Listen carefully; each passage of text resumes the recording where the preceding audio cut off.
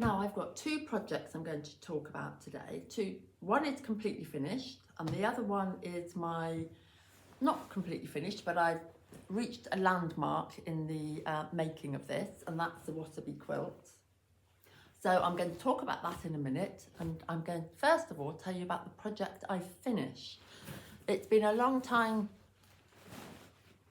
on the needle too. So it is this English paper piece cushion, and if you remember, it must have been nearly 2 years ago, a year ago, 2 years ago, I made this English paper piece star, and then I started putting it together with these hexagons. And it came about because I was in a beautiful quilting shop in Totnes, and I saw this bundle of fat quarters, and all the colours together looked so pretty that I couldn't resist buying it.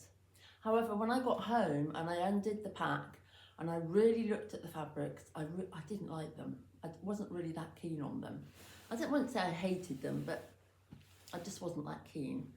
So I didn't use all of the fabrics, but I did use these two.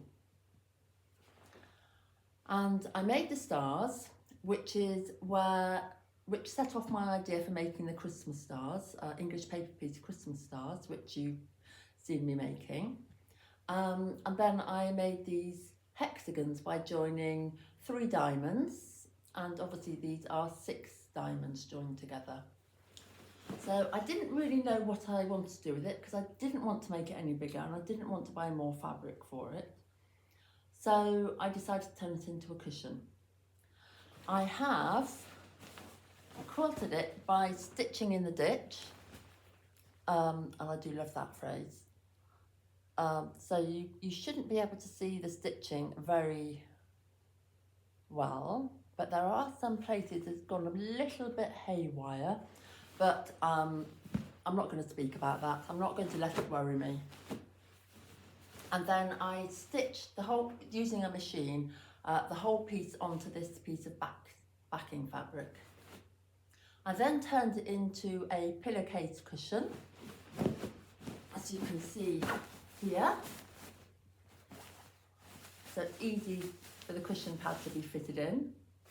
And because I didn't want to buy more fabric, as you can see, the top piece and the bottom piece, the pattern goes in different directions. And that's the only way I could make it fit, so I didn't have to buy any more fabric. And to be honest with you, it doesn't matter. So I'm not going to worry about it. So this is the ugly cushion, but my mother does love it, so that's a good thing. And she is going to be having this in her sitting room. So, and she's very happy with it. So I finished it now. I'm going to put it over there and tell you about my next project I've been working on, the exciting project.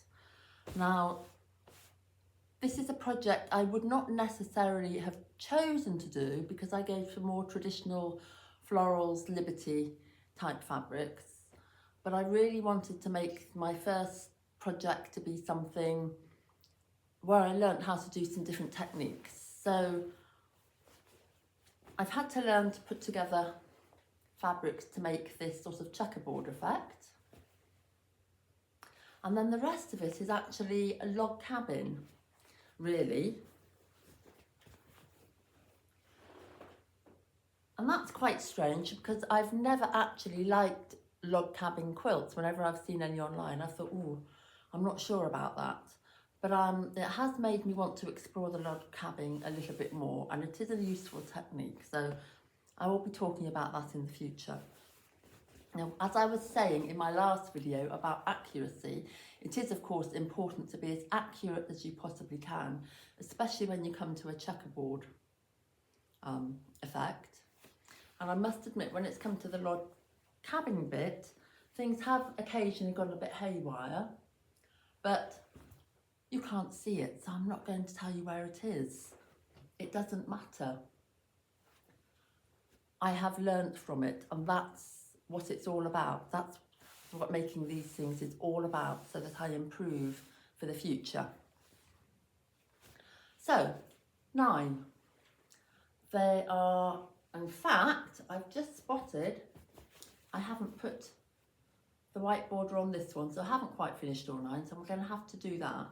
But there are 5 with the white borders, and then there are 4 squares with the turquoise borders, as you can see here. So now all I have to do is give them a really good iron, and next week I'm going to join all 9 pieces together to make a very big quilt top, and it will be big because these squares, I think they're 27 inches wide, square. So it's going to make a big quilt top, and I'm going to do that when I finish it, when I get back to Devon, because it's going to be a big job. The quilting is going to be a big job, and it's something I'm going to do bit by bit.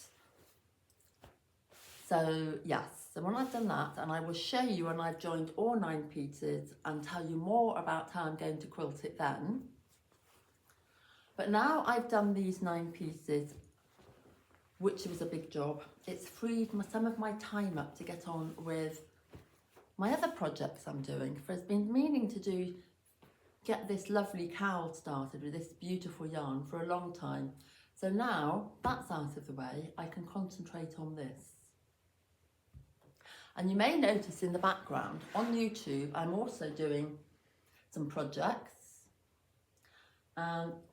using the techniques I've learnt from doing the Wasabi Bomb. So the checkerboard effect, and these in the background are log cabin, which I've used using up scraps of Liberty, long strips of Liberty. So that's all happening on YouTube. Is there something else? That is, but you don't need to see that. So yes, this is what and the other thing I'm going to start looking at in the next month is deciding what my next quilt top is going to be, because I want it to be something really pretty, and so which I would really like to have in my own room.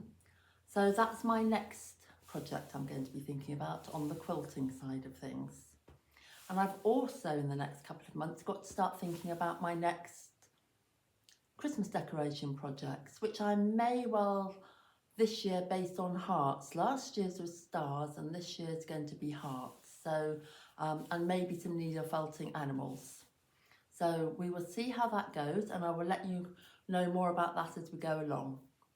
So take care. I will see you next week with my 9 squares sewn together, and probably the beginnings of this started. So keep warm, take care, and I'll see you then. Bye bye.